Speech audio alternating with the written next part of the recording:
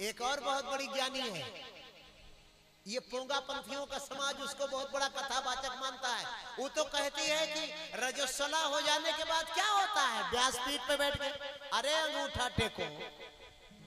तुम किसी भी विद्यालय में 2 दिन पढ़ी होती, वो जया किशोरी तो पता नहीं कौन किशोरी, इस देश के लोग पता नहीं क्यों ऐसे लोगों को विद्वान और वक्ता मानते हैं जिनको एक लाइन ग्रंथ नहीं आता। एक और है वो बड़ा क्रीम उरीम लगा करके कि अल्लाह को प्रणाम कर लेते हैं हम लोग तो हमारा क्या जाता है। अरे मूर्ख, संभाजी से पूछो क्या जाता है, वीर शिवाजी से पूछो क्या जाता है, राणा प्रताप से पूछो क्या जाता है। अरे मूर्खो, तुम्हें पता ही नहीं कि इन्होंने कितनी लड़ाई लड़ी। अब देश का दुर्भाग्य है कि तुम आप व्यासपीठ पर बैठकर अलूल जलूल बातें करते हो। मेरे को कल से कथा में बुलाना बंद कर देना, मैं सही बोलना नहीं छोड़ूंगा। अब यदि सनातन धर्म की रक्षा करनी है तो जहां तक लोग इस कैमरे से, इस यूट्यूब से मुझे सुन रहे हैं, यदि सनातन धर्म की रक्षा करना चाहते हो तो ऐसे कुपात्रों को, ऐसे मूर्खों को व्यासपीठ से बहिष्कार करना शुरू कर दीजिए। इन संतों को महत्व दीजिए, उन विद्वानों को महत्व दीजिए जिन्होंने 12 वर्ष तक ग्रंथ पढ़े हैं और जो आपको रास्ता दिखाना चाहते हैं। कैकेयी का नाम इतिहास में लिखा गया, क्या कला नहीं थी उनके अंदर। हा? यदि मैं कैकेयी की व्याख्या करूं, अध्यात्म रामायण के अयोध्या कांड के 15वें सर्ग से 15वें सर्ग के महाराज जी 55वें श्लोक से लेकर 69वें श्लोक तक अध्यात्म रामायण में समय मिला मुझे यदि, तो मैं अयोध्या कांड में भगवान श्री राम जब वनवासी होते हैं और रोती हुई माता कैकेयी उनकी कुटिया में झांक झांक के आती है,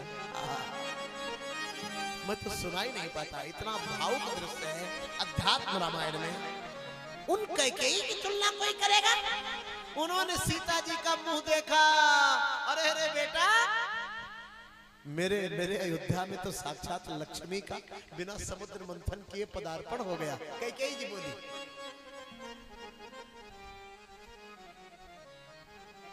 क्या दूं तुम्हें? हाँ? मेरे पतिदेव ने मेरे लिए एक महल बनवाया है जिसकी दीवारों पर सोने के पत्ते और हीरे के नगीनों से कसा गया है। उसके आंगन में पद्मराग मणि के फूल, पन्ना के सीढ़ियां और मोतियों के झूमर उसमें लगे हैं। देवी चंदन के किवाड़ से वो महल महक रहा है और इंद्र की अमरावती को भी लज्जित कर रहा है। अब जब तुम आ गई हो तब हम क्या रहे उसमें? तुम प्रिया प्रीतम को वो महल आज मैं मुंह दिखाई में पुरस्कार देती हूँ कैकेयी, और हजारों लाखों लोग कलयुग के आएंगे, जो अपना सर वहां पर रख देगा तुम्हारे सामने उसकी सारी मनोकामना पूरी हो जाएगी। बोलो कनक भवन सरकार की जय हो। आना आप कभी कनक भवन, हमारे कनक भवन में कभी भीड़ नहीं होती, हमारे कनक भवन में कभी पंडा नहीं आता। खिलाओ 500 रुपए तुम्हें वीआईपी गेट से दर्शन करा दूं। इन वीआईपी दर्शन करने वालों को भगाओ जल्दी मंदिरों से, यदि मंदिरों की मर्यादा बचानी है तो। ये वीआईपी कुछ नहीं होता, सबसे बड़े वीआईपी परमात्मा है जो मंदिर में बैठे हैं, और बाहर कौन वीआईपी आ गया? भगवान के सामने कौन वीआईपी? लगो लाइन में। और नहीं डॉक्टर बताया है क्या नाड़ी देख के कि तुमको मंदिर दर्शन करने जाना है, मत जाओ। यदि इतना दम नहीं है तुम्हारे अंदर, तुम 2000 रुपया दे करके पीछे से घुसना चाहते हो, बाकी लोग लाइन में खड़े हैं, तो दर्शन कहां हुआ?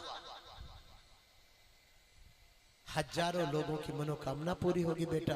ये कनक भवन में तुम्हें देती हूँ। बोलो कनक भवन बिहारी बिहारिणी सरकार की। एक बार जोर से जयकारा लगाओ, श्री कनक भवन बिहारी बिहारिणी सरकार की। ऐसे नहीं, श्री मिथिला के रसिक संत